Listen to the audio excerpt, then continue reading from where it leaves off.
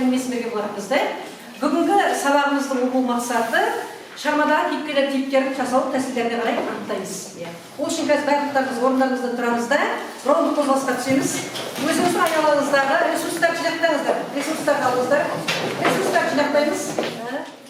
Алып отырамыз, тежіндан. Қазір біздің өтетін тақырыбымызға қатысты, сансырай сарасырайға қатысты ресурстарыңызды айта отырып, тақтаға ілеміз. Жалпы сансырай сарасырай қандай жазушы?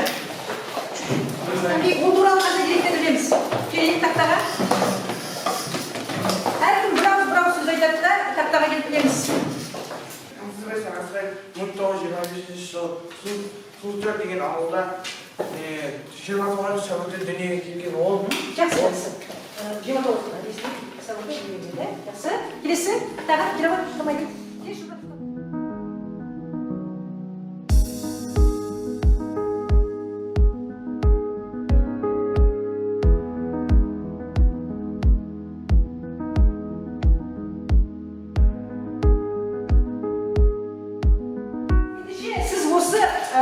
Сансырай сарасырайдың тәмішқара әңгімесін оқыған сәтте сіз оқыған көркем әдебиеттерден қандай кітаптар қозғалтыңызға келді?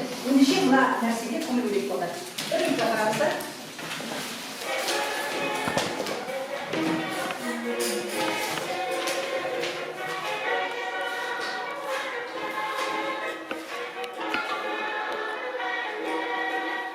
Енді қараңыз, осы фильм сіз оқыған осы тәмішқара әңгімесіне жақын келетін тұстар бар ма?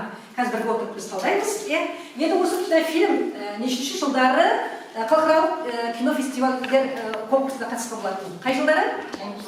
60. Тағы 67 жылы кинофестивальдер конкурсына қатысып, қай қалада өтті? Қай мемлекетте? Францияның елінде өтті. Қай қаласында? Кан қаласында өтіп те бірінші орын алған болатын. Түсініп көрейік. Арай кеттік олар.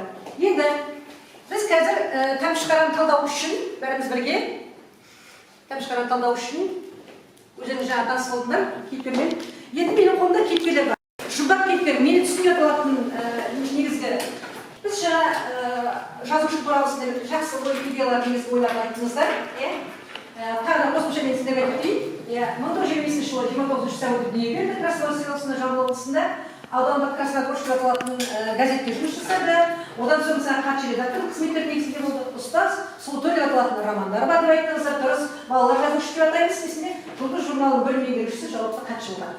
Енді жалпы біз осы қазір сіздердің қолыңызда менің қолымда кейіпкерлер, ол түсін мен деп аталады, ол жұмбақ кейіпкер. Қазір сіз өзіңіз сол кейіпкерді жатқа білесіздер, қандай сипаттау негізінде сол кейіпкерді сипаттап беріңізші деген кезде өзіңіз жатқа айта аласыздар да. Мен қазір кейіпкерлерді ортаңызға тастайын.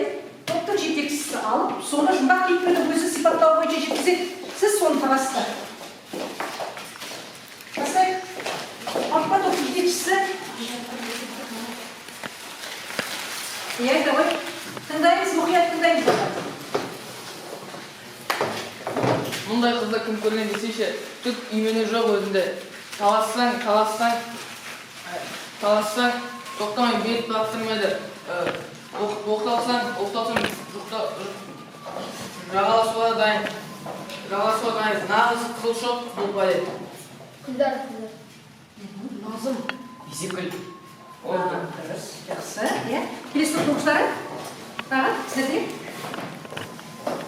Бейтаныс баланың түрінде кәдедей сымбат жоқ еді. Бірақ қара денесіне тура бір мажақ қандай бұлшық еттері бүлк-бүлк етеді.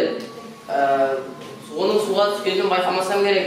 Екі шекесі торсықтай кең маңдайына бұрала түскен өре шашы су тамшыларымен таңғы түскен шықтай жалтырайды. Екі қабағы тура бір күнкере салған кесе секілді. Бетінің еті қалың, ал ені жұқа болды. Қасым?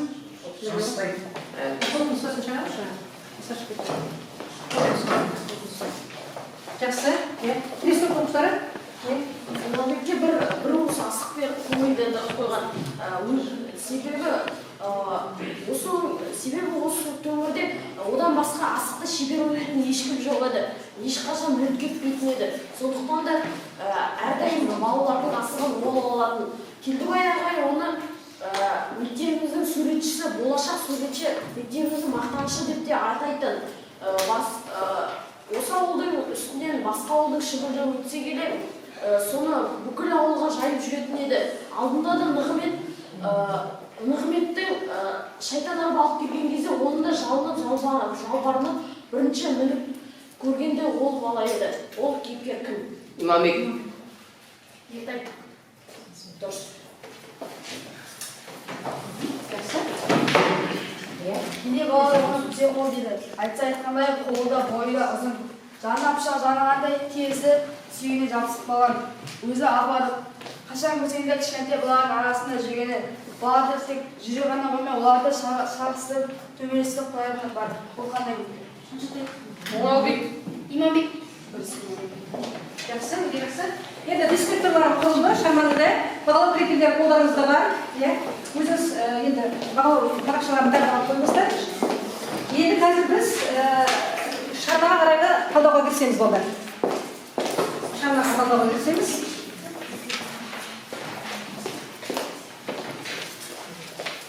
Қазір біз дело әдісі бойынша үш болды. Сіздің тобыңызда сіз суреттеп отырып баяндайсыздар тапсырмаларыңыз, А әріпін алған оқушылар, әріпін алған оқушылар, олар сол шығарманың негізін талдайды. А әріпін алған оқушылар, әріпін алған оқушылар, олар сол шығарманың негізін талдайды. Енді кейіпкерлердің мінезін тапсырма бойынша орындайсыздар. Салыстырасыздар. Сіздің сам өтінелеріңізді баяндайсыздар. Енді біз етке қараңыздар, тақтаға тапсырмаларыңызды кеп қараңыз. Бірінші, топ оқушылары кейіпкерлерді және олардың әрекетін сипаттау. Қолыңызда семантикалық карта бар. Осы семантикалық картаның негізіне қарай отырып, сіз мәтіннен сол келтірілген үзіндерді қараңыздар. Кімнің сөзі, қай кейіпкердің сөзі? Ол қандай әрекеттер арқылы анықталады, қандай әрекеттер негізінде көрінеді? Осыны байқаңыздар. Соны өзіңіз сол тұстарды баяндай отырып жеткізесіздер. Бұлар баяндаушылар. Келесі, екінші оқушылары, сіз шығарманы оқып отырған кезде өзіңіз сол кездегі пионерлермен қазіргі ұландарды қалай салыстырар едіңіздер? Бір-біріңізге сұрақ қоясыздар, сол сұрақтың мәнін мысалдармен ашасыздар. Ал үзіндіні өзіңіз әрбір эпизодтың негізінде мәтінін ала отырып, шығармадан ала отырып, соны талдау жасайсыздар. Түсініп қойдай. Келесі, үшінші топ оқушылары. Кейіпкер тіліндегі сөз қолданыстарын анықтайсыздар. Түрлі мінез құлықтардың әрекеттерімен көрінеді. Қандай кейіпкерлер, қандай әрекеттер үстінде көрінеді. Келесі, төртінші топтың оқушылары көркем әдебиет арқылы оқығандарын ортаға салып байланыстырады. Сіз бұрын қандай шығармамен таныс болдыңыз? Жаңа біз кинофильмді де көрдік, үзінді көрдік. Сіз соны негізгі алып та мысалға өзіңіздің тапсырмаңызды орындауыңыз болады. Естіп қойды? Бастайық бұнда. Мен сіздерді бағалау үшін қазір орталарыңызға, жұптарыңыздың ортасына 300 теңге қоямын. Сіз оны өзіңіз бағалау үшін қазір сіз жұбыңыз. Олғасы мен жұбыларым.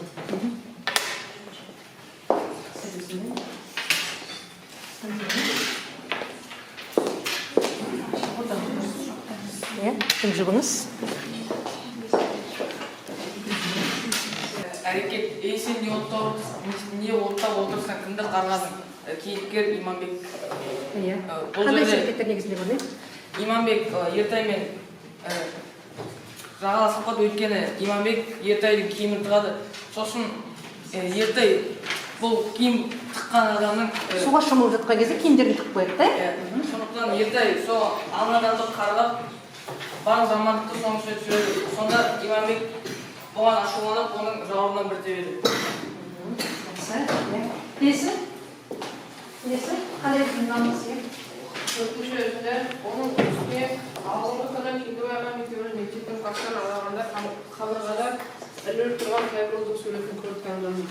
Бұл жерде Шамшатай өзінің ағасы Келдібай жаңа директормен мектепті аралағанда тақтада іліп тұрған Қайболдың суретін көреді. Сол кезде таңданып, не деген тамаша сурет, ол біздің болашақ суретшіміз Ертайдың салған суреті дейді. Мақтаныш дейді солай. Бұл өте дұрыс. Және де бұл эпизодта бұл сөздер Шамшатай, яғни кейіпкер Шамшатай болды. Сіздің негіз шамаңыздан үзінді? жақсы. Сіздің қалған өзіңіз? Оның атасы Шаншатай, оның атасына өте қатты ұнады. Себебі оның үстіндегі киімдері өте ұқыпты, өте таза әрі киімдері өте әдемі, өте ұқыпты екенін атасы байқады. Сондықтан ол немересіне сондай баламен дос болуы. Осындай ұқыпты балалармен дос бол деп не? Мүмкін жол көрсетеді, мүмкін бесінде өзімен дос болса дейді, иә? Тағы толтыратыңыздар ма? Жақсы? Сайттың Тәмшіқара атты шығармасында пионерлердің галстугы қандай түстер болады? Пионерлердің галстугы ол кезде қызыл түсті болады.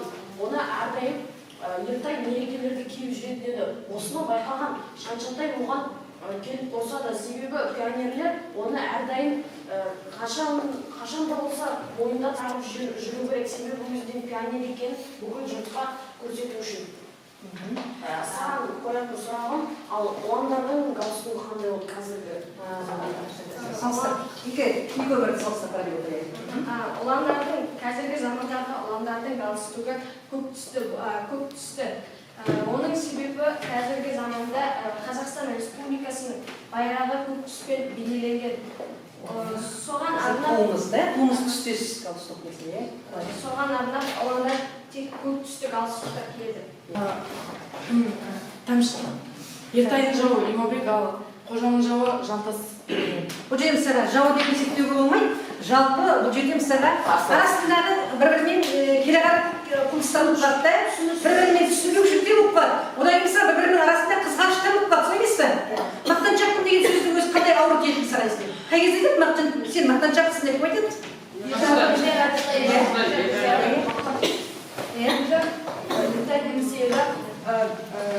Шаншатай жақсы өзінің үлгілі киім киіп шыққанда, оған ертайда қырсылап өзінің жақсы күйден киіп шыққан кезде Ержан, туған інісі Ержан оған көрдіңіздер, мынау өте мақтаншақ сәнқой деп оны мұқатқаны бар.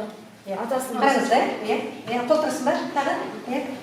Бұл жақта Ертай Шаншатайға қызғанса, ал қожа Жанарды Жантастан қызған. Дұрыс. Қыздардың арасында талас тартыс негіз көріп жатыр да? Қараңыздар да, бұл жерде мысалы бір-бірін ұнату, тек қана қызды ұнату емес, қызға сүйсініп қарау емес, мысалы балалар, қараңыз. Олардың бәрі дос, сол емес пе? Досқа қызығу, досқа сүйсініп қарау, соның жақсы өнеген істеріне өзіне қарай қабыл алу, сол емес пе? Қараңыздар, мысалы адам бойында қандай адам баласы болсын, адамның бойында қызығу болады. Қандай кезде, қай кезде болсын мысалға, қызығу қаншалықты өріс алса, қызғаныш соның тасасында болады, сол емес пе? Адамның жаны сондықтан қызығуға жаны құштар болу керек те, қызғаныштан жаны не? Аулақ болу керек.